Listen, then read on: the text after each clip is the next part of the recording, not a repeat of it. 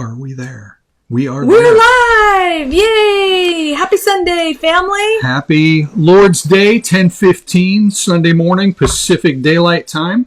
I actually want to share it right now, our video. I'm going to share it with... share it with the world. Share it with the world. That's what my plan is right here. So if you're joining us, I want to say have a watch party, share it. I don't know. I don't know why I'm having trouble making it happen. Hey, first ones in the house this morning. Esparza family. Woohoo! Awesome. And Jeremy, good morning. Anton, my dad, Sam, hello. My mom, Betty Ann. I'm trying to share the post today, but I have to go back and do it later. Here comes the Flores family, the Quiroz family. It's a beautiful morning here in the Central Coast of California. If you're in another part of the country, just put a comment in there. Let us know, like, what your weather's like. What are you waking up to this morning? Of course, it's afternoon for some of our folks that are in other parts of the country. Hello, Myrna. Good to see you. So we have a goal this morning. Tahoe Tuan. There's Tahoe Hey, you know Tuan. what? While I'm thinking of it, before she makes this quick announcement, too, one of the things that is actually a key to happiness. So let me give you a quick, again, we're going to be talking about some of God's life hacks, basically to make your life better. One of the biggest principles here, and it is not unique to Christianity, but it aligns with the Bible, and that is gratitude. You cannot be happy without gratitude. That's exactly right. While we're getting ready and we say good morning to everybody, do me a favor, just throw something in there that you're grateful for. And what you're doing is investing in your own happiness in a way that is spiritually healthy as well. So go ahead and toss a comment in there, something that you are genuinely grateful for, something you're genuinely thankful for. And I'm still trying to share, but I can't share my video this morning. I'm going to have to become more proficient at that. Yes, so what are you thankful? Oh, Susan! She's checking in from Nevada. Right. So if those of you that are friends with Susan on Facebook, well, I'm sure you're also friends in real life, but if you follow her on Facebook, I should say, it's just so funny to say that to me, I you understand. know. But she is her and her son Ian are on one of the coolest little trips this week. And man, shout out to Susan doing this as a single mom. They are camping. Have you seen some of her photos and stuff? I haven't. I have to admit, I would probably be shamed. So it's pretty impressive what she's doing. And she's also had some car trouble. She had to have an alternator replaced, and she had this wonderful couple help them. It's just, you could see God helping them along the way. But I'm just like, yay, Susan. That's pretty impressive what she did. So I'm super happy for you guys. And so thanks for checking in from Nevada. And hello, Ian. So Jana is grateful for her family. Jeremy, for a healthy family. Yes, healthy family takes on a whole new meaning during this season, doesn't it? absolutely. Esparza family, another day of life. Absolutely. Swan, all right. We're thankful for you, too. Yes, I'm super thankful for the Monarchs family. And like I said, this is always one of my favorite parts of any live that we do, is just the whole family jumping on and joining. And Jessica, she's almost done studying for the National Bible Bee test. That test is at 8 o'clock Pacific time tomorrow morning. So those of you that feel compelled to say a prayer for Jessica between 8 and 8:40, she would greatly appreciate it. That's her test to find out if she's going to qualify to go on to the next round, which will be on Thursday this week. So Yeah, Jessica mentioned something that I think, again, there's so many. You can come up with a list. Hopefully you can. If not, start a list. But she had mentioned something about grateful for our community of neighbors, and I genuinely feel that way because of all the places that we have lived. And we've lived in a number of places. It's probably the best in terms of just incredible. The peace, but also just the neighborly relations that we've been able to make, and that's a big deal. Yeah, it's been wonderful. So, good morning, Mary Helen, Ethan, Caitlin. Good to see you. Carol's family is having trouble sharing it. Can somebody just try sharing it and tell me if you have success? Because if I'm not able to. Joyce and Daniel are not able to. I want to make sure there's not something on the back end in a setting that maybe we need to fix this week. So let me know if you're able to share it or have a watch party or something. I didn't even seem to get that option, so I don't know. Maybe I'm just in the wrong spot. But some of you that are tech savvy, if you can let us know what's happening with that. Yeah, super grateful for our community of neighbors. Dudley! Hey, I missed Dudley this week. He's been with us in the house on Sunday mornings, but he took a Sabbath. But or even more of a fast. He's back. He took a fast this week from his social media, and he put a post up last night that he was back on, and I was glad because I missed his voice this week online. So Dudley is grateful for his family, friends, and church family. And Dudley, we are so grateful to count you among the family as well. Absolutely. So it's 65 with a high of 78 in Gilroy today. That's near perfect weather right there. Myrna, just Utah. Oh, wow. Right. God's land is so beautiful. I agree.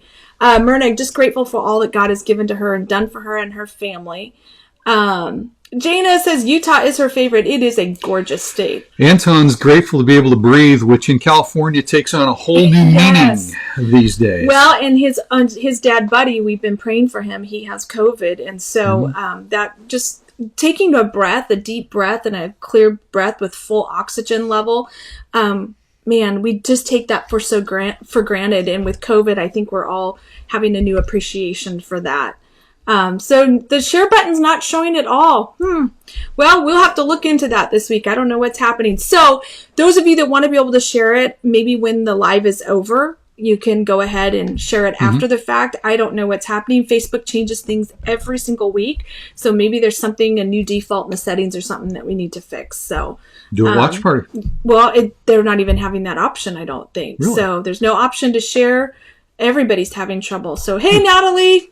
Good to see you, Jeremy. Jeremy's our tech savvy guy, and if he's having trouble, then it's not what we call a pick problem. Yeah. Person in chair. Yeah. Yeah. Well, it's actually something with Facebook. You're my IT department, so we're gonna. So they're staying in a tent because of COVID. Wise decision, Susan. Wise decision. Alrighty. Let's go ahead and open with just a word of prayer. We're talking about COVID. We're talking about some real needs out there, so we want to pray, and then we're going to jump into our first Q&A. And this is interactive. This is live. This is engaging. We realize that individuals go back and watch the archive. But for those of you who are on, this is not just listening to somebody. This is actually a conversation in which we're going to invite you into it. And your answers are actually going to really segue into the message. So we would love for everybody to participate in that regard. And some questions that come up through the course of the message, we may have to come back later and answer in a direct message. But just know this, we're glad and grateful for your interaction and your engagement. We realize there's some people that are watching because they're watching on their browser. They're not able to put comments in. But we'd still love to hear from you, even if you reach out through our website. Yeah, we have people who watch who don't have Facebook accounts. So we're... have a discussion in your house with one another. Alrighty, so just open with prayer. Absolutely. Just a reminder for those jumping on late, we have been sharing just something that we're grateful for because, again, we're talking about today is going to be part of a God life hack because we're talking about how do you beat burnout. And right now, I think the country's pretty burned out. And so we're going to talk about it, and it's going to tie into our Transcendence series. But one of the things that you can't ignore the reality of what's going on around us. So we want to pray to that end. So let's do it.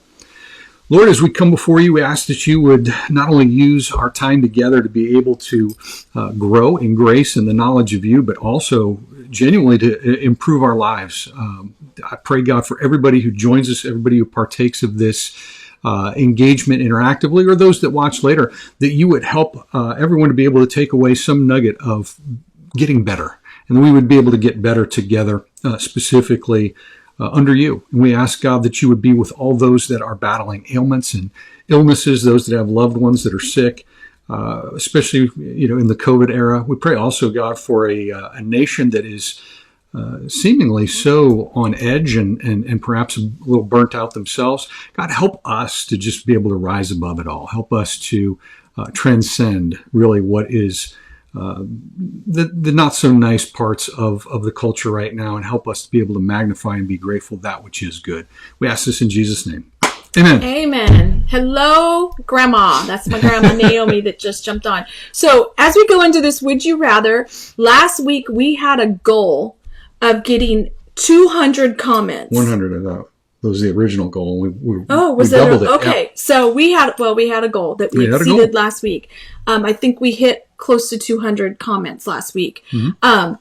Facebook algorithm, the way it works, the more interaction on a post, the more they promote it and put it to the top, figuring, hey, people want to see this. So we just want to let you all be able to help with getting Monarchs and the message of Monarchs and ultimately God's message out on Facebook. So our goal today is 250 comments. So participation is key.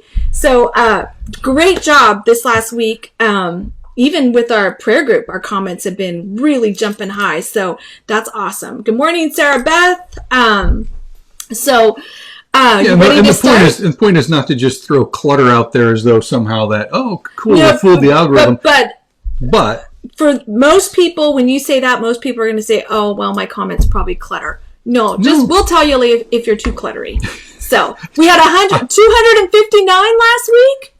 Oh, no. Okay, I'm changing the goal. No. The goal's 300. If we had 259 last week, why set a goal that's less than what we did last week? That's not a goal. That's going backwards. We're going to go 300 comments this week. Yeah, come on, we can do this. So be it. So be it. All okay. Right. We're gonna do something, our engaging part, we've done trivia, we've done song related stuff, we've done things that are engaging Q&A. And a big part of that is really to set the stage for the scriptural message. So this is not filler. This is not throwaway. This is something that's actually valuable. And today especially is going to be something that may be helpful in giving you insight in terms of how God designed you. Yeah. And so would love to hear from you. Please don't. We realize there's maybe a 30-second delay from our live stream, but we'd love to hear from you on this. And it's basically, would you rather? Would you rather? Would you rather? And so which of these, okay, we're going to give you some options. Which of these would you rather do and why? So, number one, is it doing something refreshing outdoors or reading or researching to learn something new, thrilling, or helpful? I love to do both. Oh, I know. But I know. I have a solution. I can read outdoors. There you go. There, I could do both. And you may say, you may give an answer like that where it's like, no, I can't decide. I love them both, so I'm going to do that. Or you might say, oh, this is easy. I'm an outdoorsman, or I just love learning new stuff, or something where I'm researching and expanding my knowledge base and so forth. So which of these would you rather do? Well, I think you could have a hybrid of this. Jenna says A, doing something refreshing outdoors. Yeah. Could be the beach, could be camping in Utah and Nevada. Could be, of course, Sam, outdoors, the apple does not fall. Skipped a generation. Anton, something outdoors. Jeremy, reading or researching. Yep. Twan is A. Tahoe Twan, of course it's A. Doing something refreshing outdoors. And I want you to take note. Jeremy and Sarah Beth, husband and wife, because we're going to cover this later on tips when spouses have different preferences. So that's good. But Susan, hard question. I agree. You know what I'm noticing here, though, is this was a two-part question. Which of these would you rather do? And why? So yeah. I'm glad for the what. I'm glad that you're giving me the what, but the why. So like you might say, I just feel like I'm more alive outside. It's it's not gloomy. It's the sunshine, the vitamin D. You might say, I just love being able to engage my brain more, so that's why I'm more into this. Why is it? What is it about it that makes that? Again, you don't have to write a book. Just a little something. Most of my work and stuff is indoor and at a computer and does involve a lot of reading and researching. Being outdoors is actually something completely different. So I do feel like it's a real restful thing. So I would say, Mary Helen says she's just not outdoorsy, so that's a good reason to not do stuff outdoors. Yeah, there's a lot of people like that. That's true. Jenna says because it's fun. Dudley says outdoors at this time he misses the country life and has to come to a new appreciation of the biodiversity of our planet. Absolutely. So Bernie, as long as the sun's not beating too hot outside, other than that, Sofa City for me. Man after my own heart. Yeah, I would say for me it's definitely going to be more B. You might say well, you golf or play tennis or something like that. Yeah, I mean, in a case like that, that would be awesome. But for the most part, if you give me a choice between, B and walking the beach or hiking, riding a bike or whatever, I'm taking B all day long. I mean, I just saw Vicky said she likes to be outdoors and doing camping or fossil hunting. There is something called geocaching. And I have a feeling Vicky would love this. This is something Jana and I have talked about, and I've never done it. I don't know if the Garcia family actually did it. I know we talked about it, but maybe we should start that. If you don't know what that is, look that up. That's super cool. I think Vicky would love that. Maybe we should plan that, Vicky. Okay, question number 2. Yeah, let's hit 2. That's a good answer. Anybody can jump in late if they're this is. so I want to disposed. leave up the would you rather. Yeah, which would you rather do and why? So taking care of someone in real need for their sake, not to feel better about yourself, That's key. Taking time to just get away from everyone and everything, or persuading and rallying people to a good cause and or confronting wrongdoing. So you got 3 options here. So taking care of someone in real need, this is not so you feel better about yourself, but because you really genuinely want to meet their need, or you just need to get away from everyone and everything. Yep. Or persuading and rallying people. Mine is definitely persuading and rallying people. I knew that. As soon as I wrote this, I knew what you were going to answer. Although it might not always be for a good cause. It might just be for a good time. Hey, you know what? Let's go geocaching. If it engages you, or if it refreshes you to be confrontational, whether you use it for good or for... Does it have to include confrontation, or can it just be... It doesn't always, for me, it doesn't always. Not all confrontations are bad. No, I understand. Oh, I know. I'm the Enneagram 8. Yeah. The challenger. Yeah. Okay, so Vicky's nephew did do geocaching, so she knows what I'm talking about. Oh, good. Jenna's 3. Yes, she's just like me. Or E. E. Okay, so persuading, rallying people, it could be to a good cause, or it could be almost like, I'm going to confront wrongdoing, and that just... I love it. It just, some people are like, oh my word, confronting? That's like going to the dentist. Jessica says all of them, probably D. Bernie says, get away, and then get away again, preferably on the sofa, right? Yeah. Sarah Beth says D is the only way that's important to know. Know yourself. Like, the only way she can recharge is D, and that's very true for a lot of people. It's what we call the true introvert. So look at C. Daniel likes to take care of someone in need. So yes, that's awesome. I didn't see DQ or JQ. So you're just applying it to whichever one. Okay. Josie taking care of, and Josie does live that out with her mom on a regular basis. Mary Helen, that's why she's in healthcare. Absolutely. I see that all over Mary Helen when I'm with her. Yeah. And Myrna, C and E. She likes to get away sometimes, but pretty much a homebody as well. So you're an E. D for Jeremy. That's good. He and Sarah Beth have the same spouses. That's good.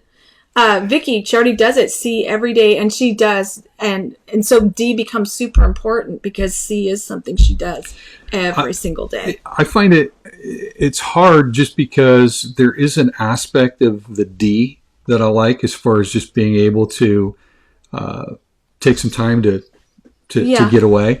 But at the same time, E has some appeal maybe on more of the rallying people part. Yeah. The confronting part, not so much. Not because you don't want to confront wrongdoing, but a lot of times it's just, if you're saying which would you rather do. Yeah. So it's almost like, I would say the first part of E or D would be me. All right. And part of that is just, you say, why is that?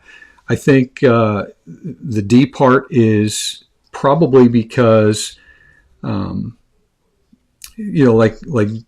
some have said, just to be able to recharge. And I think being in ministry, giving, just to be able to recharge. Yeah. But then the persuading, rallying people, again, even prior to me being in church, I used to love that, and it wasn't always for a good cause. So that's why you were the social chairman of your fraternity. It just was energizing. I just loved doing it. But so good. We got. Oh, I lost sound. Oh no. Okay. Hopefully, let us know if that's for everybody Or give us a thumbs up if Yeah. you can hear us, or a thumbs down if you can't. We show our microphones still going, but let us know.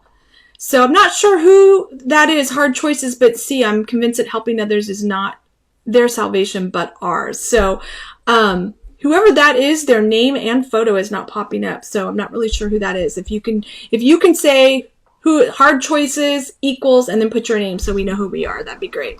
Okay, Jeremy gave us a thumbs up. So All right, as far as I know, we are good with sound. Okay, so we're going to question 3? Yeah, let's do question 3. So which of these would you rather do and why? Okay, so celebrating the comforting traditions of various seasons and life events, or As we head into the fall and soon Christmas. celebrating things, both new experiences and old events, with enthusiasm and spontaneity. I Interesting. love both of these so much. I know, but I'm making you decide. I know. Who? I'm going to have to say G, because if I have to stick with the old all the time, forget it. I like new things too. So I'm going to go G. Okay. So With lots of enthusiasm and spontaneity, for sure. So I'm spontaneously going to revamp all the decorations that you get out. Well, I various revamped seasons. them this year. I'm already ahead of you on that. Okay. So So that was Dudley. Now his now picture's you're coming up. So that's so good. weird. So weird that it did that, because before I saw his name and photo fine. So. And in the case of Dudley and Mary Helen, all the better, because it dovetails with Their what life, they their work. do for work, and that's where if you can actually- love what you do. I mean, We actually have a lot of folks that's the goal. that their role every day is caregiving for others. So Myrna, she likes old and new. Sarah Beth created so many family traditions and look forward to them every year. And those I traditions, agree with that too. Yes. They're like rhythms. But that's what I'm counting as old events. yeah. So I can have a little bit of both. Yeah. Well, let's try and draw it a little bit more distinctly here. So Okay. you love. You gave me the option of old and new. Okay. Yeah. Yeah. Well, but maybe you would celebrate old events, but you're going to do it spontaneously. There's no planning. We're just going to boom. We're just, hey, you know what? Let's do this instead this year or whatever, rather than, hey, no, we always do it this way. Oh we no, always, I can't maybe be that. That's more your wheelhouse. That's totally my wheelhouse. Yeah. But maybe that's why after I'm being G married 22 all the years, way. maybe that's why I've got a little bit of G. Or I kind of like the idea of G as well. Look at Sam's coming in with G. Woo! Really? Which so that's. I'm going to edit myself right now. That's awesome. That's going to make for fun family discussion this afternoon. Betty Ann F. I'm shocked. We can be a little sarcastic there because that's family there. And so we have a lot of more inside knowledge. Oh yeah, we play Yeah. with each other too. Just like I was shocked about her and the whole confronting and persuading and so forth. Tradition makes it predictable. Is that a good thing, Bernie? Is that what you're wanting? You're wanting it to? Yeah, I'd be curious. Is that a good positive, or is that like ho hum boring? I'm guessing Bernie thinks it's boring, but that's just my guess. I could be completely mistaken. All right. But Bernie, I don't think likes lots of surprises, so I don't know. We'll see what he has to say about that. You know, Dudley and Twan coming in with the My dad's surprised too. more of the spontaneity. Hey, That's great. You had a revelation here today. See, Bernie thought that was boring. You were right. That's. I'm with you. Bernie's personality is similar to yours. Okay, Here we go. We've got our last decision making here in terms of the questions. So Here we go. So which of these would you rather do and why? Deeply thinking and mental brainstorming about things or ideas that matter most to you, or engaging your physical senses, taste, touch, sound, sight, smell, and some type of sensory experience? Yeah, the Epicureans amongst I'm us. definitely I. Okay. So No doubt. you're basically you like the brainstorming, you like the deep thinking, or you prefer, again, you might like both, but it's which you would rather, or you just give me something that is a sensory experience. And again, not just... Can't you deeply think while being sensory? Not really. I do. You're like indulging or engaging, not in a sinful way. I'm not talking about like a gluttonous way, But it could involve food, it could involve music, it could involve new sites, it could involve something sensory where you got to be hands-on, rather than, one is going to be more physical, one's going to be more mental. And so just looking to see which is it that... Mine is definitely I would say. Yeah. Okay. Jenna's I, she's like me. And Jessica, if the sensory experiences are pleasant. She says sensory issues there, yeah. Dudley, definitely H. He's intuitive. And that does not surprise me, because if you look at Dudley's engagement online, especially in the Monarchs Online group, his posts are so thoughtful and really well thought out. Absolutely. And Jeremy loves contemplation. Yes. Believe it or not, this is tougher for me than I would think. I immediately leaned toward H, but then the more I started thinking about things, I thought it's almost 50-50. Yeah. And you know what? Jeremy loving contemplation. My favorite story of Jeremy is like the very first time Sarah Beth came to anything related to church was at our house for a college group. This is way back. And we had presented some stuff on Finding the Love of Your Life is the book we were going through. And everybody afterwards talking, engaging, hanging out. Jeremy, you find him in a corner with the book, taking copious notes. But he did well. He did well with those notes. So he and Sarah Beth are a good match. So that's one of my favorite stories of Jeremy. It's just very good picture of his personality. And Sarah Beth, loves music, painting, baking, photography. So Myrna, she's okay with good surprises. Right. Yeah. So we're toggling a little bit between the previous question and this one. I saw Mary Helen's one it was a hard one between traditions and spontaneity, and then looks like I is getting more preference here, and that's fine. And I think especially our culture lends itself much more to I. There's really not a lot of space in the world we have for H. So which may play itself out here today. Yeah. So great questions. These are questions that you can take if you weren't really sure, or just kind of evaluate your thought process and your behaviors this week to try to help hone a little bit more about who you are, and this will help you in your ability to Sabbath. Well, and this is part of the whole process of, okay, I need to know myself, because it's part of the way God designed me. And if I'm going to connect better with God, then maybe these give me some insights and ways to be able to do that. And if you look at Scripture, you're going to see it, all of these. So you might say, I would have liked this answer better, or most people had this, maybe something's wrong with me. Not at all. No. And so that brings us to our last question. We compared, 2 or 3 of these questions together. Now we're going to compare them all. Oh, okay. Out of all of them. So out of all the ones we did, what would your top 3 picks be? So we got the outdoors, and I sort of just gave 1 or 2 word explanations for them. Not perfect. Get a little crowded on your screen here, but we're putting them all. This way you can say, okay, what would be my top 2 or 3? So what would your top 2 or 3 be? You've got the outdoors, you've got the more of the researching, you've got more of the helping, that simplicity and alone time, the confronting, whether it's rallying or confronting wrongdoing. You've got more of the tradition, I like the traditions more versus the spontaneous excitement. And then you've got more of I'd rather brainstorm, think deeply, contemplate versus engaging my senses. Now you don't have to, all those ones where you said, oh man, I can't just decide between this and that. What are your top 3? What would you say are your top 3? Oh, Genesis, G, F, and E. Spontaneous excitement, traditions, and confronting. Yeah, I could see that. And I really don't like that you picked the word confronting. I don't think it adequately conveys what we mean by that. Because I love the idea of rallying people, getting people together to do things, whether it's fun or, a worthy cause or whatever. Almost like you're thinking of activism of some sort. Yeah, that's a better word. Yeah, activism. That's me. So definitely E for me. Sarah Beth coming into ACF. That's outdoors, helping, and traditions. Yeah, that's good. DFC for Jessica, simplicity and alone time, traditions, and helping. I'm going to say E, I I do research, but that's usually more born out of stress. That's not because I just get such a kick out of it. So probably outdoors. So this is a test. I think this is Dudley once again. I don't know why we're losing our photos. We're losing everybody's losing photos. People's photos. And, that's so weird.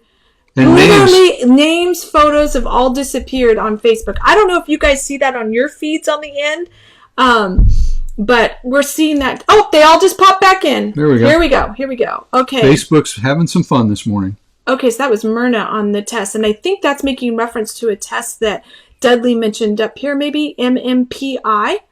So it has over 300 questions. Government uses this test and the medical industry. So good. That's actually, if that's something you can make available, like if you can Google that and take that on your own or as a family, that's probably a really good idea. A lot of C's coming in, a lot of helpings. Yes. I would rather do that. And again, this is not from a perspective of, boy, I would just, I feel like I have to, I'm obligated, family in need and so forth. And no, it's a matter of, no, this really energizes me. This is something that is life-giving to me. So that's good. CFI for Mary Helen, again, the traditions and the engaging senses. CDA for Tuan, the helping, simplicity, alone time, outdoors. Again, that simplicity, alone time, especially if you're naturally introverted, would not surprise me at all. Yeah. And what I think it would just clarify, we think of introvert as like the word like wallflower. That's not what that means. No. Introvert has to do with like you are recharged by being alone. You absolutely need it. Extroverts are recharged by being around people. Being alone drains them, whereas introverts being around people drains them. It's not that you can't do either one, but it's which one fills you up, which one drains you. That's the true difference of those terms. So we got a lot of outdoors too, a lot of helping. Part of that is most of us are in California. It would not be outdoors if we lived in some other parts of the country or the world. That's I can very true. Yeah. So my mom, simplicity alone time, that surprised me. That's another family discussion. Yeah, we gotta make sure she built that into her life, huh? No, somebody said I'm an introvert. Not necessarily. I'm not, but there's times in which that simplicity and alone time is just mentally, physically necessary. Yeah, and that's the whole purpose of Sabbath. Every one of us needs that at some point. So it's talking about on a regular basis, Now, I will let you in on something. There is a component of this that you may find in the future, and as well as just some self-evaluation materials that you can go through. Again, it's just fun and helps you to know yourself a little bit better in a spiritual sense. And I actually took one of them. And I think for me, it was the researching. It was the spontaneous excitement were my top two. And then I was tied. I want to say I was tied between the contemplation, confronting and engaging senses, something like that. It was like a 3-way tie or 2-way tie. This is interesting. So what is the purpose of this? Okay, we're going to segue into the message here before we start going through the timed list here. Part of this is I want to be able, because what we've been talking about is transcendence, rising above just a lot of the junk. And we've focused on really one of the most valuable, if not the most valuable resource that we have, and that's time. And we're talking about it from the perspective of our lives, spiritually, emotionally, and physically. And so with this, what I wanted you to be able to focus on is when it comes to concepts like Sabbathing, which is what we started last week, and we're going to touch on a little bit this week. Rather than viewing this, again, this is not religious rule-keeping, guilt-tripping. This is God's life hack, okay? And you do with it what you want, but know that if you align with your divine design, you're going to find yourself much less stressed, much less depressed. Because the owner's manual, he knows best. We'll just say that. Yeah. But when you look at this and you find sort of your top 2 or 3, you may be finding some things of how you can recharge, while incorporating some form of God consciousness. How can I honor God, worship, whatever, by doing that. Now, if it's something that just absolutely drains you and you're not getting any rest at all, well, then that's probably not, in alignment with it. But that's where take a look at these things and say, you know what, this really resonates with me. And you might say, whatever time I carve out to really Sabbath, maybe I should incorporate these more intentionally because it brings life. So that's just again, we'll get into more detail in the future on this, but just wanted to engage you with that. The other thing too, and I'll just leave you with this, and we'll jump into it. And all of these, there's not one of them that's over 5 minutes, so we're going quick. Okay, we're going quick today. We're going to talk about how do you beat burnout. There's a lot of ways. Okay, we're not going to be able to cover everything today. We're going to discuss God's life hack that we began with last week. This is not a religious guilt trip. I just want to make sure everyone hears this. Yeah, you can do with it what you want. Okay, but I view it this way: it is a spiritual life hack to get my life back. That's the goal. And the other thing is, it is a work in progress for all of us, ourselves included. Because as Americans, we like, as a family, one of our favorite shows is Shark Tank. Yeah. And so what do we end up doing? Oh, everything's about work. You work 16 hours a day, 18 hours a day, 7 days a week. It's like, it depends on what my goal is. Yeah. And because I'm a human being and not just a human doing, don't know about that. So what I want you to look at is, really what can you do to enrich and enliven yourself? Because right now, burnout's a real thing. Yeah, it's absolutely a real thing. And from a Christian perspective, there is one ultimate solution, and that is that Jesus Christ is the fulfillment of the old Sabbath law. And so by seeking first the kingdom of God and his righteousness, by saying, you know what, I have to come back to the cross. I have to come back to the gospel. I have to come back to the death, burial, and resurrection of the one who's giving me rest in this life and promised, eternal life in the next. That is foundational. So as we do this is not something that just is like, oh, we're going to, do it separate from the gospel. It's foundational. Right. Alrighty. So, Jeremy, he's already started reading the book you told him about, Sacred Pathways by Gary Thomas. Good stuff. That's a great book. We're actually going to explore that deeper with all of the Monarchs family in the future. So, Myers-Briggs. Yeah. Dudley took the Myers-Briggs INFJ. What was that? I think it was an ENTP. I don't remember. I don't remember either, but I know it's an E. Is what mine starts with. Yep, Jeremy's his Myers-Briggs spirit animal there. That's good. Yeah. Okay, so for those of you that are new here and not sure how this all works, you'll see on the right-hand side of your screen topics that will be covered today. And in the bottom right corner of your screen is a clock that counts backwards. And Max has just a limited time to hit one of these, and it will automatically go to the next topic. So are you ready for the timer to start? Yep, let's do it. Okay, here we go. Time Bandits.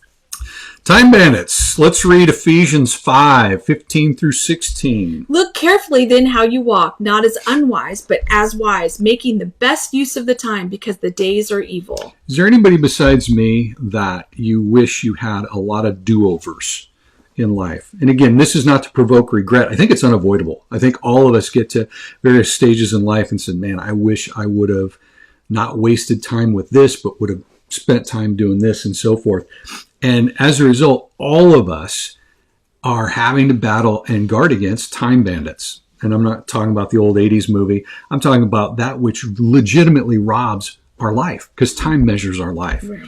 I like what Carey Nieuwhof said, because ultimately it boils down to a God-first lifestyle. And he said, being the church is about a lot more than showing up for an hour on Sunday or tuning in online. If you're really going to reach the next generation, it means giving your time to. Let's leave that up there for a second, because a lot of times individuals, if they have a consumer mentality, it's okay, what's in it for me? And Jesus basically turned it on its head and said, what's in it for you is basically what you put into it, or what you decide to devote yourself to. And you say, why does any of it matter? Well, according to Jesus, and I think he's credible because he predicted his own death and resurrection and then did it. So again, that's pretty credible. He said the most important thing basically is to, love God and love others, to know him, to make disciples in each generation. And so basically, any time that we are investing time in pursuing God or his mission, can I tell you, at the end of life, there will be no regrets for that time. Absolutely. We'll have regrets for other times. We will never have regrets on these times, on the God and kingdom focused times. It's impossible. So let's take a look. So here's just a question. What are the main time bandits that steal the best use of our time? I'm not even talking about Sabbathing. Every day, what are the time bandits that steal the best use of our time? Because in Ephesians, it said make the best use of the time, right? And did the clock start over? Seems like I had a lot of time. Anyway. It almost looks like it did start over. That's really bizarre. Well, we don't have to wait the whole 4 minutes. Maybe there was a little glitch in our recording. Maybe. Yeah, so let us know, folks, if we had a little glitch, maybe that's what happened. You don't have to use the whole 5 minutes. We can jump. Glitch in the matrix there. Yeah. Would we let our less valuable things be so easily stolen from us? Anybody lock their door? Anybody lock their car? Anybody, want to know where your kids are? There was an interruption in service. So that's what happened. Lost a little bit of the time.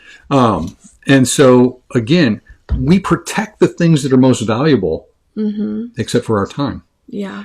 Take a look at Psalm 127:2. It's useless to rise early and go to bed late and work your worried fingers to the bone. Don't you know he enjoys giving rest to those he loves? Oh, I love this verse. Yep, this is it's a paraphrase from the Message, Eugene Peterson, but I like it because it captures the essence of the psalm.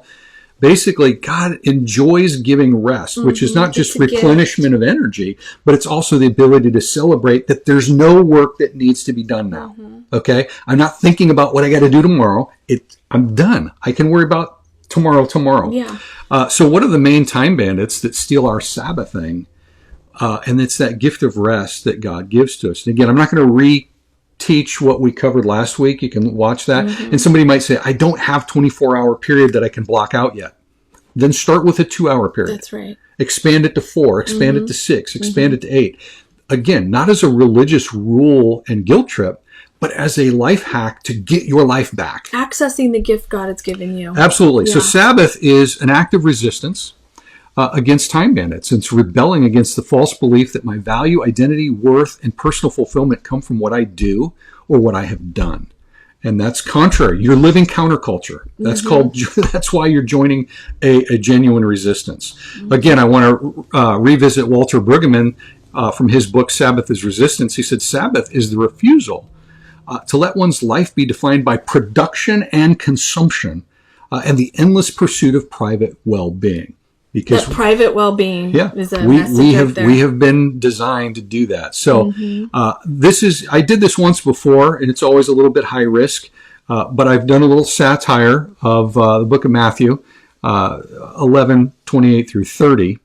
And I'm going to let you read it because then the smartphone apps and Netflix and the porn website and the dispensary and liquor store and Disney and the golf course and the every weekend birthday parties and constant overtime and continual house projects and mindless internet surfing and catering to kids and comfort eating and every other personalized distraction, both good and evil, each said to us, "Come to me, all you who are weary and burdened, and I will give you a hit of momentary release or relief, but not transcendent rest. Take my yoke on you and give yourself and your time over to me, and I shall numb your heart, though you will not find rest for your souls. For my yoke falsely appears easier than Christ, and my spiritual, emotional load is hard to get out from under."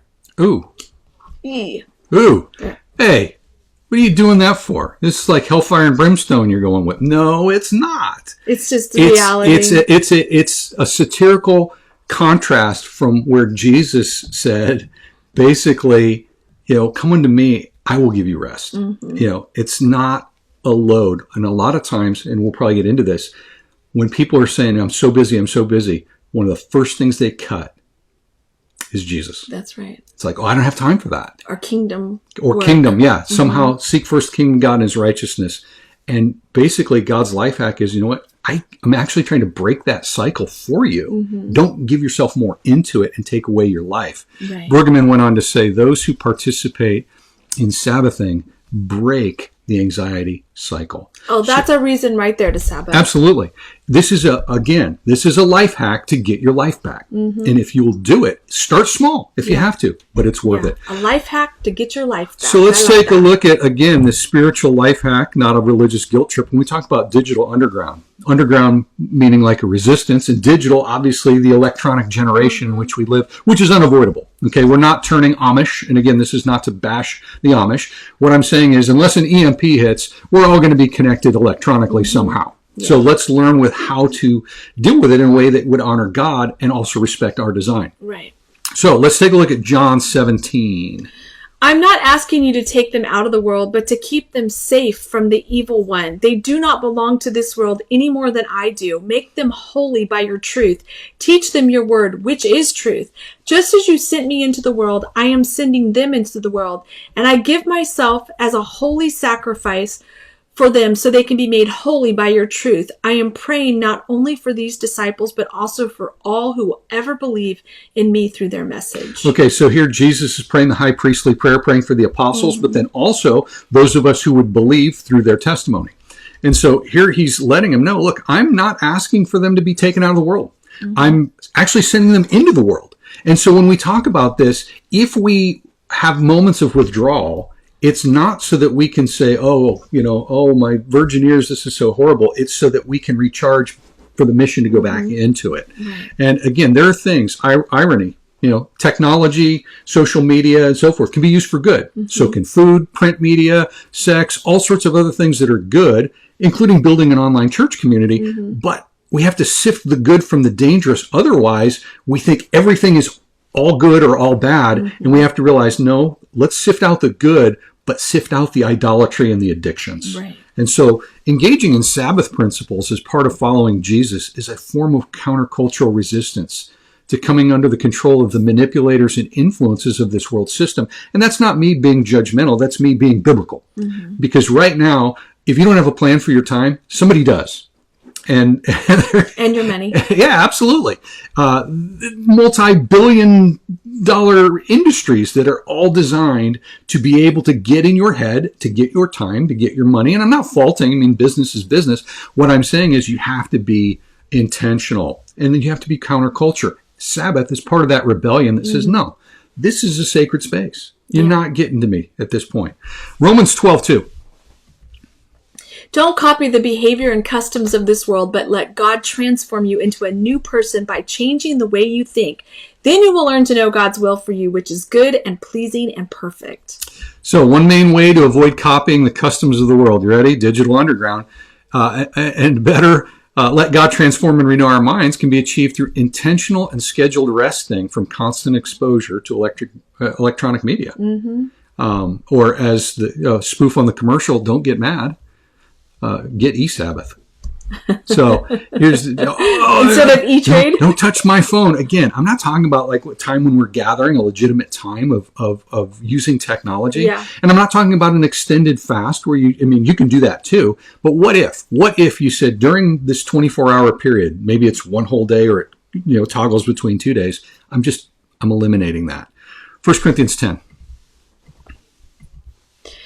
We are allowed to do all things, the context, as long as those things aren't sinful. Right. But not all things are good for us to do. We are allowed to do all things, but not all things help others grow stronger. Do not look out only for yourselves. Look out for the good of others also. And again, this is applying to me as much as anybody else. Average daily time spent with electronic media in the U.S. 2020, according to eMarketer. This includes multitasking, mobile devices, 4 hours and 18 minutes, desktop, laptop, 2 hours, other connected devices, 1 hour and 13 minutes, TV, 3 hours, 49 minutes, radio, 1 hour and 35 minutes, for a total of almost 13 hours a day in which we are connected to electronic media.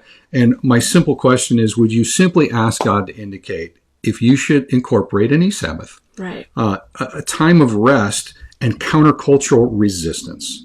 To say, you know what, this is something where it's not a law, but it's good for me, and it's good for others. 1 Corinthians 6:12.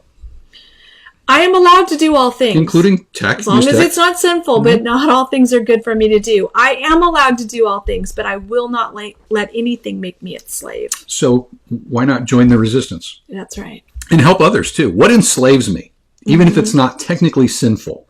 How can transforming my digital diet help me and others stronger?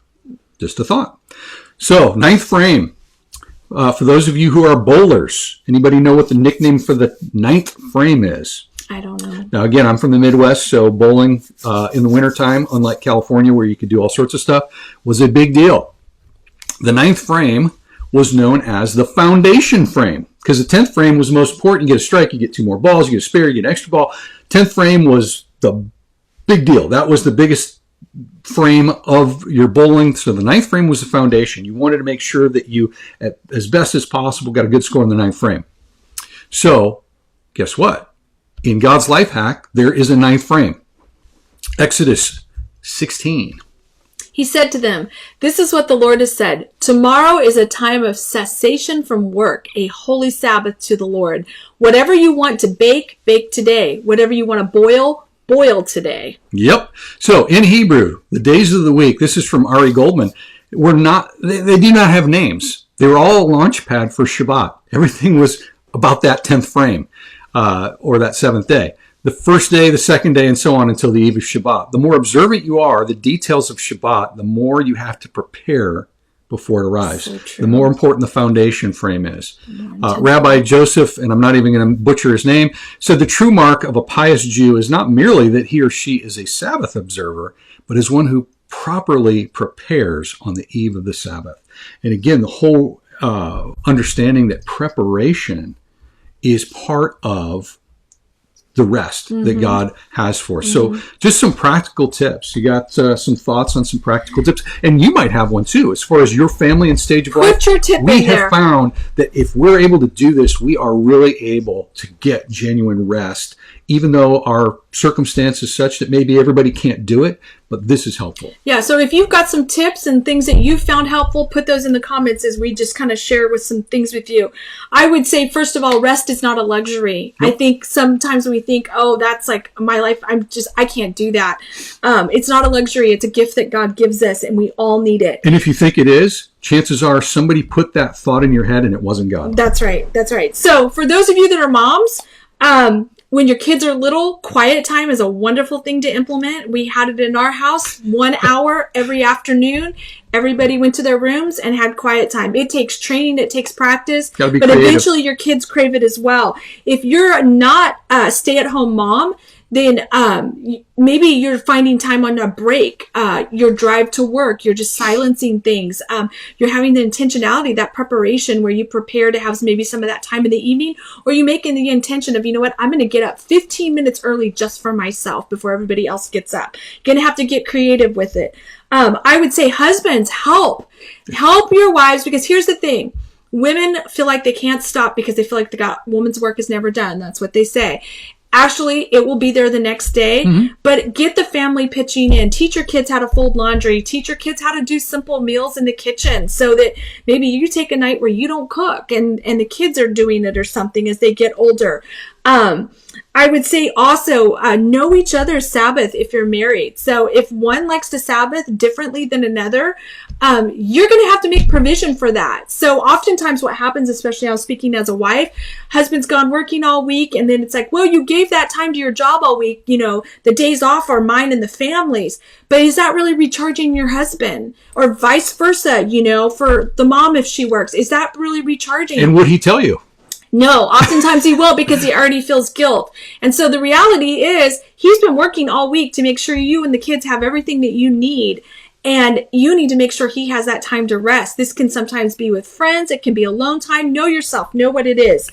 Silence and solitude is something also. And for those that are extroverted, this sounds horrible. But it is important that we have some of this. The prepping ahead, just planning ahead, you know, so that you can make that day happen. Sometimes it's getting creative with, you know, working out a situation with people where you have different for single parents Sabbath especially days to where it's like, hey, look, if you'll watch the kids during this, I'll watch yours. Get a this group day and of so friends. forth. Your mom had something like this with the single moms when you were little, and just making that time. Different relatives, grandparents, whatever, that have different days where they can say, hey, look, we'll help out so that you can recharge in this regard. And let me just remind you of something that Deanna had brought up. God is not going to contradict his principles in emphasizing Sabbath. Matthew 6:33, seek first the kingdom of God and his righteousness. Okay, that is never going to conflict with Sabbathing. That's so it's right. like, okay, we can't do anything for the kingdom because I'm Sabbathing. Right. That's right. The word is not going to contradict itself. Yeah. So just remind that. And we'll put up some resources in the online group because there are lots of resources on how to help families really start implementing Sabbath. And if you have a question about your particular situation, send us a direct message. If we don't have the answer, we'll provide a resource because we really want you to just partake of this gift God has given you. Absolutely. Let's take a look at what Jesus said here. Just a little replay. Then Jesus said to them, the Sabbath was made to meet the needs of people and not people to meet the requirements of the Sabbath. So the Son of Man is Lord even over the Sabbath. Jesus is the fulfillment and authority over the Sabbath. And it's not, again, please hear me. This is not religious guilt trip. This is not, oh, I feel so bad, I'm so busy. We have all bought the American cultural deal. And it reveals to us really where we're more American than we are Christ followers. And I'm not, again, this is not to bash our country. God bless America, all that. But here's the deal. When it comes to this, Jesus is saying, look, I'm coming to me. I'll give you rest. I'm doing this for you, not wanting something from you. Right. I don't need your Sabbath time any more than I need your tithe. I'm doing this for you. Okay. And so our spiritual root system comes from Judaism. As Christians, which scheduled all time commitments around Sabbathing. And my question was this, and I'm not doing it yet. I need to. How would our lives look if we blocked our Sabbathing times, not as a return to law, but in order to better meet real needs, spiritual, emotional, physical, and relational? Mm-hmm. What would it look like? Socrates said, again, I love this quote, beware the barrenness of a busy life. Such a good quote. It is. It's Corrie ten Boom. If the devil can't make us sin, he'll make us busy. And most people today will say their life feels barren. Well, or will wear busyness as a badge of honor. And all of a sudden you take away that badge of honor, people get protective, like, no. How dare you? I don't count unless I'm busy. And that's not true. And that's not biblical. You count regardless. You're a human being, not a human doing. That's right. Matthew 11:28. Come to me, all you who are weary and burdened, and I will give you rest. It's a promise and a gift. Yep. Kerry Newhoff again, he said, time off won't heal you when your problem is how you spend time. Most of us run at an unsustainable pace, okay? And we're limping into our weekends and our vacation, hoping they'll restore us. They won't. A vacation can't solve an unattainable pace. A sustainable pace can solve an unattainable pace. And for many of us, we know what it's like to take a vacation and come back and need a vacation from the vacation. And this is a tip right here. Plan a vacation with no plans. Hey, what a thought. A weekend, a day, a vacation, and just no plans at all. Yep. And just see what happens. See what happens. So, and here's why. A life of busyness leads to burnout. Mm-hmm. This is about beating your burnout, okay? Where you have no energy to pursue your God-given purpose. But what if you take rest without spiritual replenishment? It leads to resentment because then you're like, hey, this feels good. I really don't want to go back and have to do anything. Yes. Yeah. And so there's no desire to pursue our God-given purpose, which is why it has to be rest with spiritual replenishment, which leads to renewal. Now there's no problem in pursuing my God-given purpose. James 4 basically gives us this main tip. Draw near to God, and he will draw near to you. Absolutely. Hey, did we go? Must have had a glitch. We must have had a glitch. We won't use the full time. Yeah, we won't use the full time. So again, apologize for Facebook's issue here. Yeah. But here's the deal. I mentioned this before. We're going to modify it a little bit. If faith, okay, you ready? If faith is often spelled R-I-S-K, and if love for God and others is often spelled T-I-M-E, then God's time principle for us to beat burnout is often spelled S-A-B-B-A-T-H. Okay? Yeah. As a practice principle, not a law, not a, you're going to go to hell if you don't do it. Mm-hmm. In order to help prevent our lives from feeling hellish at times, he gives us this life hack. Right. It is a spiritual life hack to get your spiritual life back. Mm-hmm. And so he says, use the full 5 minutes extra. Bernie, you're my man. I actually took a phone call last night that would contradict what Bernie just said, and that's fine. It was good. And again, I'm playing around right now. It's no, but none of you on here. So basically, you need to be quicker. So embracing Sabbath principles provide a healthy rhythm. Again, we're talking about rhythm. And if you like music, imagine taking rhythm out of music and just let it be chaotic. Mm-hmm. I mean, does anybody go to a symphony to watch them warm up and it sounds like cacophony? Yeah, it's like cats fighting or something. Mm-hmm. Healthy rhythm in which we can live and move at a sustainable pace in a culture that demands our constant energy and attention. It's a way to march through this life to the beat, literally, of a different drummer. I love that. You're letting God set the beat. Yeah. And in this case, try it. Even if you have to start small. You might not even supposed to be doing all the things you're doing. Until you are able to arrange your schedule in such a way, and you're not giving God short shrift. You're not giving the kingdom short shrift. You're not giving your family short shrift. You are making sure that you are the way God designed you. Rabbi David Foreman put it this way. He said, Sabbath is not just refraining from work. It's believing there's no work to be done. That's the difference. It's allowing oneself to enter into a mindset of completeness.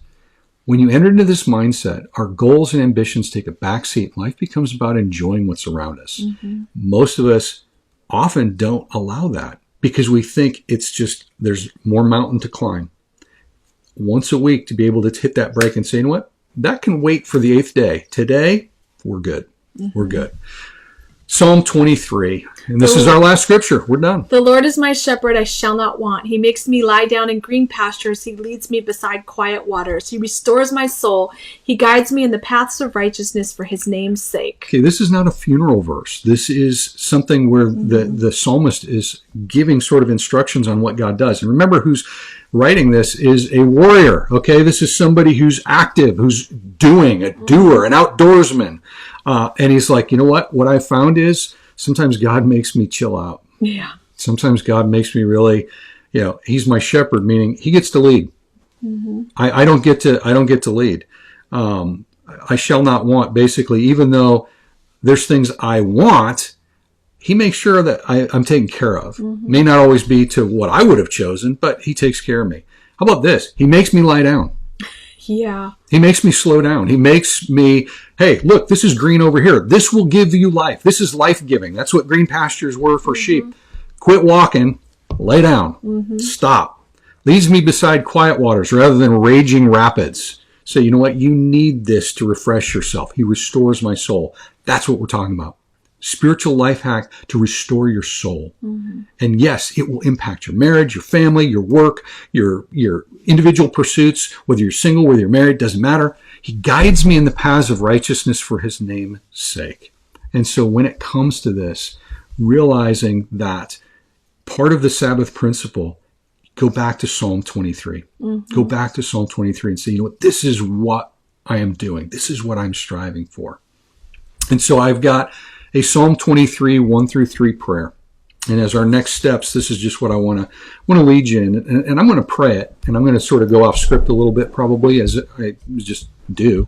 Because I have no problem with like written out prayers that we repeat. But I'm more into, talking to God from your heart.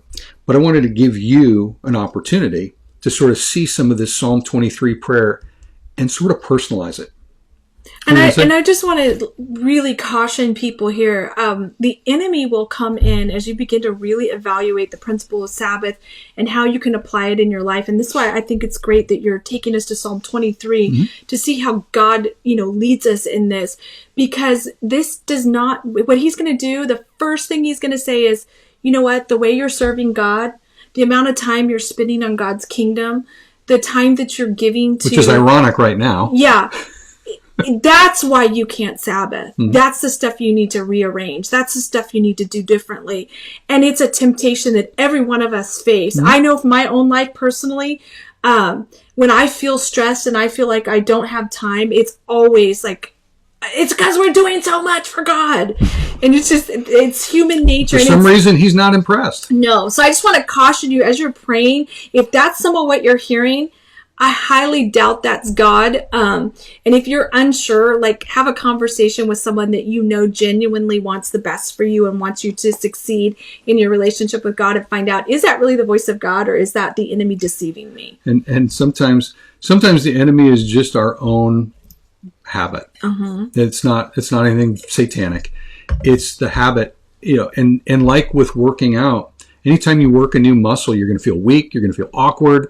You're going to feel like this is stupid. You're going to resent it and so forth. I know, I've done it. And so when it comes to this, know that that's just part of the process. If you have neglected this area and you say, you know what, I do want to do this spiritual life hack and get my life back. Yeah.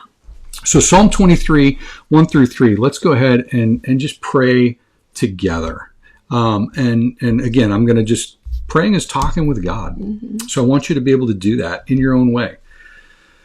So, God of all grace and transcendent peace, be in control of my soul. Yes. God, there's times in which I always want my hands on the wheel, and I feel a false sense of security, feeling like I'm in control. Yet your grace and your peace come when I yield control to you. So, Lord, I'm asking that you would be in control of my soul. Eternal ruler, provider, and protector, I'm asking that you would shepherd me into spiritual prosperity and into your rest. God, I realize that so many are desiring material prosperity. God, I pray that you would enrich my spirit, enrich my soul. Let me enter into your rest and still be protected, provided for, while also being productive. God, I'm asking that you would lead me in your way and set my sustainable pace and life rhythms so I can fully experience you. Show me where I'm neglecting it so that I can instead have that pace that is passionate, that embraces urgency where appropriate, but also eliminates hurry and experiences you fully. Lord, I'm asking that in my stress and anxiety and busyness, you would help me rise above by lying down in your sacred space. God, as we create space to experience you, sometimes that space is not in the shout and not in the music. It's in the lying down long enough to allow you to pour into us. I pray, God, that you would help us in this regard. God, as I offer my time, which is a measure of my life, I pray that you would lead me to a place of renewal for my mind and refresh me, not just my mind, but my body and my spirit as well.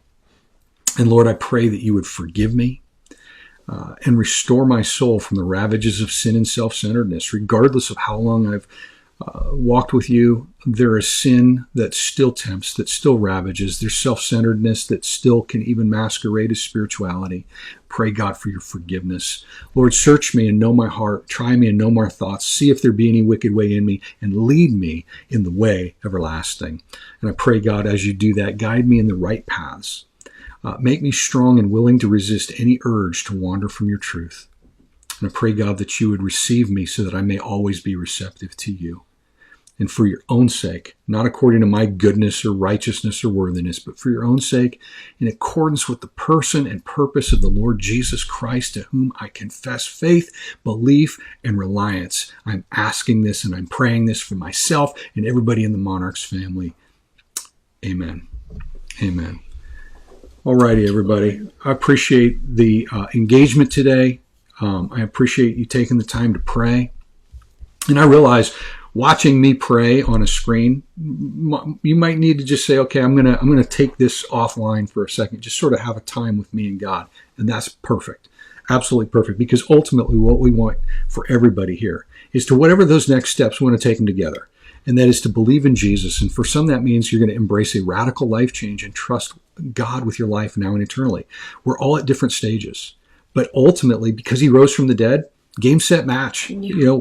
It's like the apostles said, where else are we going to go? You have the words of eternal life. You're the ultimate, game winner. We got to hitch our wagon to you. And that's what I'm inviting you to do. We want you to belong to God's family. Not only come back next week, join the Monarchs online group. Promote being a life-giving community online, because it's evolving. We're building something brand new, and it's not just Sunday appointment viewing. It's 24/7 access to be able to build hopefully a life-giving community.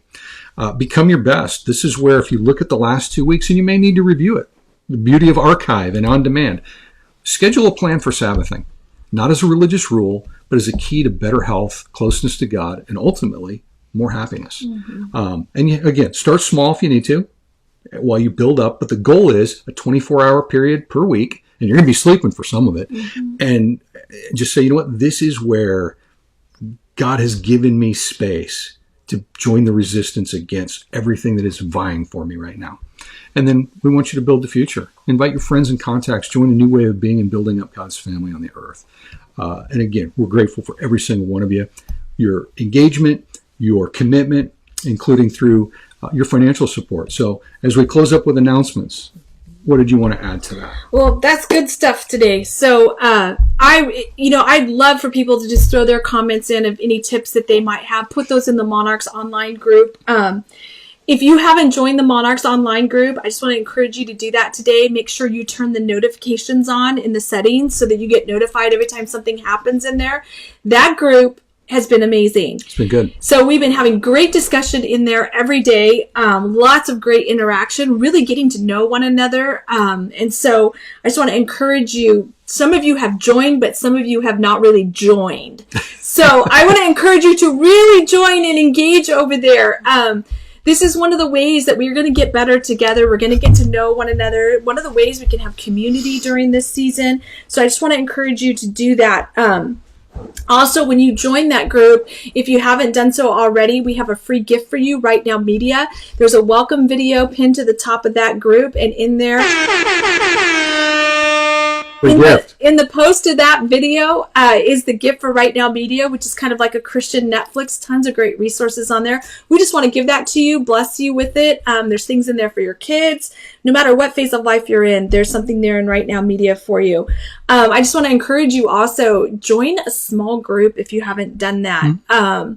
Our groups can be found also on our Facebook page, but we have a mom's group, which is really going well. We have a Wednesday night small group that we're going through emotional, healthy spirituality, and that has been fantastic. And then our singles group meets on Thursday night, and we're starting new material this week. So The Sacred Search by Gary Thomas. So if you haven't joined the singles group, you want to be a part of that, join us. We're starting with a fresh new curriculum on Thursday, but that's been a great space as well for some community. And so I just want to thank everyone for their giving, their faithful giving. If you want to be a part of giving, you could do that at monarchs.church. That's where we're working in the background right now with Facebook to actually get the giving button right on our Facebook page, so you don't actually have to go out of Facebook if you want to do that. But for those of you that do, we really appreciate you doing that. Thank you for partnering with the Ministry of Monarchs and being part of the family. Yeah. And one of the things I just want to say about today, and we'll wrap up here because we went a little long, but, the world, or just the culture at large, refers to the Sabbath as self-care. It's a buzzword you hear all the time. Self-care, you know what? It's God's principle that they're stealing from, but he calls it the Sabbath. So if you feel like, there's some difference, or one is more pious or holy, it's essentially taking care of yourself so that you have more to give to others. And I just want to encourage you, especially those that are married, spend some time discussing with one another and being really honest, brutally honest about what it means to you to Sabbath. Chances are you're going to have different views of that because opposites tend to attract. And if that's you, and that's your marriage, then find ways that you can genuinely Sabbath and both can be recharged. And that might mean that some Sabbathing has to be done separate from one another. And then if you have children, and this is whether or not you're married, but if you have children, find out what is Sabbathing and refreshing for your children, and then plan activities around that as well. We have differences in our family, and there are times like Jenna loves to go to the beach. Jessica hates to go to the beach. And so sometimes we just say, you know what, we're going to the beach because this recharges Jenna. And Jessica, you're giving this gift to your sister today. And we're going to do a gift for you. She's going to do something that maybe she doesn't love, but we know it recharges you. So think about that as leave you alone. Yeah, she'll leave you alone. She'll give you space. And so there's seriously, think about, you're living in unity in your home, but there's differences and you have different ways of doing things. And that's the way God designed you. One is not right and one is not wrong. They're just different, unique ways. And so I want you to be really mindful of that as you go into this week and you start discussing this in your own family, whether you're a single parent with children, if you're married and have children, if you're just single, whatever it is, I want you to just really have conversations with people, and especially in your household, to say, you know what, how can every one of us feel like we are getting the rest that God is gifting us, while not burning out, a family member, because that's not how you Sabbath. So, and because we're talking about transcendence, ultimately, this is how we rise above in a world that really is burning out right now. That's right. It really is. And so if we can show them a better way, and model something better, that would be awesome. And that's what we want for every single one of us. Yeah. So wonderful comments. Yes. If we hadn't gone a little long, I'd be going through them and interacting with them right now, but thank you. We will see everybody 7:14 every night. We have prayer on Facebook Live. Join the prayer group. It's been awesome. Really good stuff. Just part of building online community in a way that is spiritually building up. So thank you, everybody. We will see you next week. Hope you like music, because we're gonna have something for the music lovers next week. I have a feeling. It's gonna be fun. I have a feeling. It's gonna be fun.